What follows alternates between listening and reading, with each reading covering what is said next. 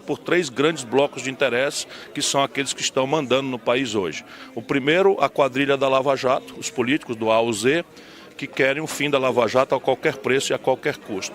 O segundo é um centro plutocrata do baronato brasileiro que quis controlar o orçamento público para gerar excedentes a qualquer selvageria e preço, onerando a população mais pobre, para gerar excedentes para colocar no saco sem fundo da dívida. E o terceiro interesse é estrangeiro.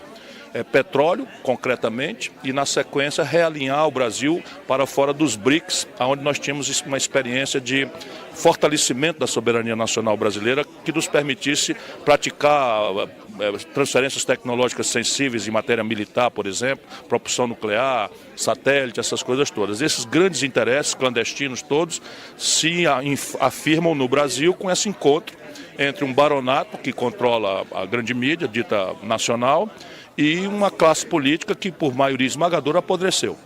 Ô Ciro, a impressão que a gente tem é que o Brasil está sendo desmanchado. Você olha para tudo que é estruturante da nacionalidade brasileira e está sendo atacado.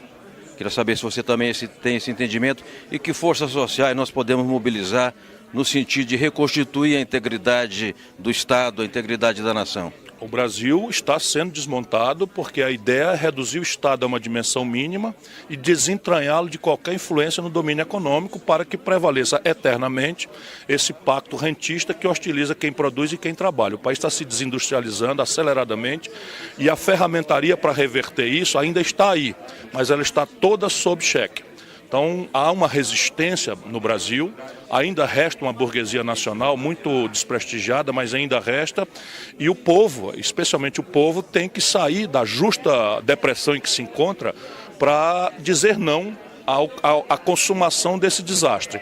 Nesse primeiro momento, o avanço sobre a legislação trabalhista, o avanço sobre as franquias previdenciárias pretende enfraquecer dramaticamente os sindicatos e a organização dos trabalhadores. O desmonte da universidade, o desfinanciamento pretende enfraquecer a luta dos estudantes. Os artistas e intelectuais estão sem locos, porque o Ministério da Cultura já teve 4 titulares em 8 meses, né, e não tem orçamento. A ciência e tecnologia também sofreu um constrangimento em que graves, interessantíssimos projetos que dão ao Brasil autonomia em algumas áreas técnico-científicas graves e estratégicas estão paralisando. Então, mas nós não podemos deixar privatizar o Banco do Brasil, a Caixa Econômica Federal, o BNDES e a Petrobras. Essas 4 ferramentas permitem ainda que o Brasil amanhã, reconciliado pela força do povo na democracia, possa rapidamente reverter esse quadro. Ô Ciro, nem a ditadura atacou o movimento sindical, como esse governo vem atacando, porque desmonta a legislação trabalhista, a rede de proteção e ataca o custeio. Porém, o sistema S foi mantido intacto. Você considera que é importante ter uma fonte efetiva de financiamento do sindicalismo dos trabalhadores e de que forma? Claro, o Brasil tem um nível muito baixo de organização sindical. Isso não é por acaso, nós temos uma história autoritária. A história brasileira não é uma história democrática, é uma história violenta e autoritária. Nós agora acabamos de encerrar o mais longo período de vivência democrática da história brasileira, são ridículos 27 anos. Não é? E evidentemente que para você reverter esse quadro, que é essencial para uma sociedade civil energizada, empoderada, capaz de ser, pelas mediações legítimas, informada da trama dos poderosos, é um sindicalismo legítimo, forte, que não seja veio de transmissão de partidos, mas que seja veio de transmissão da base dos trabalhadores para os partidos todos, e isso exige financiamento. Então, evidentemente que ainda não está na hora de você autonomizar o financiamento como um ato voluntário de uma sociedade que está desempregada, com baixo nível de sindicalização e precisando fazer conta de centavo para dar de comer para os filhos. Evidentemente, isso é uma perversão que tem um só interesse: destruir a capacidade do povo se organizar. Ciro, eu participei de uma reunião nos metalúrgicos de Guarulhos ontem e toda a queixa é o desmonte da indústria, fábricas fechando, desemprego em massa. Como é que a gente redireciona o Brasil para gerar emprego? Em 1980, o Brasil tinha 1/3 da sua riqueza produzida na indústria. E tínhamos um protagonismo global em que nós conseguimos vender lá fora com suficiência para pagar aquilo que a gente não sabendo produzir aqui, compra de fora. Hoje essa indústria reduziu a 8% do PIB. Ou seja, nós voltamos ao Brasil de 1910.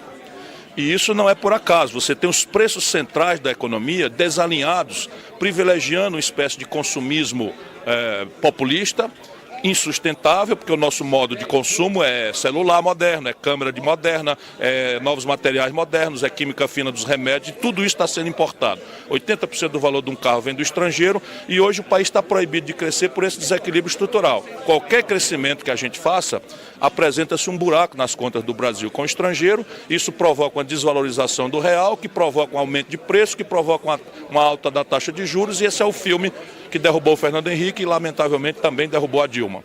Nós precisamos reverter esse quadro. Basicamente, o país precisa celebrar um novo projeto nacional de desenvolvimento.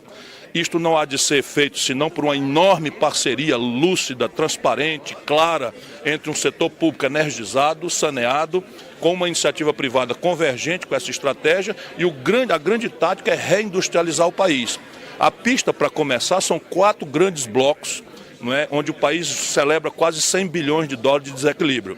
O conjunto industrial de petróleo e gás, que estão desmontando, o conjunto industrial do agronegócio, não há razão para a gente importar 40% dos custos de produção da agricultura mais potente do mundo, o complexo industrial da saúde, só o governo federal vai gastar 17 bilhões de dólares gerando emprego e renda na Europa e na China, e o complexo industrial da defesa.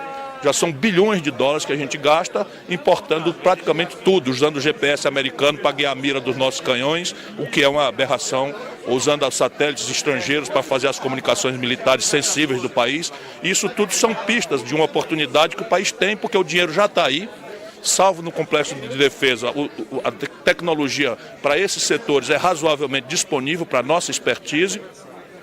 E há um mercado doméstico já importante que serve de plataforma, mas o Brasil tem que alinhar-se internacionalmente de maneira a exigir dos parceiros, por exemplo, no BRICS, um regime de preferências comerciais que nos permita ganhar escala global para esses setores, um regime de transferências tecnológicas sensíveis nesses países do BRICS às tecnologias que nós precisamos, e um mecanismo de financiamento rebelde ao Fundo Monetário Internacional que nos impôs essa receita estúpida que praticamente dizimou o próprio capitalismo americano a partir da crise de 2008. E eu tenho uma psicologia em que a minha revolta se transforma em energia para lutar. Eu tenho muita vontade de ser o cara que vai unir os brasileiros para uma nova etapa da nossa história.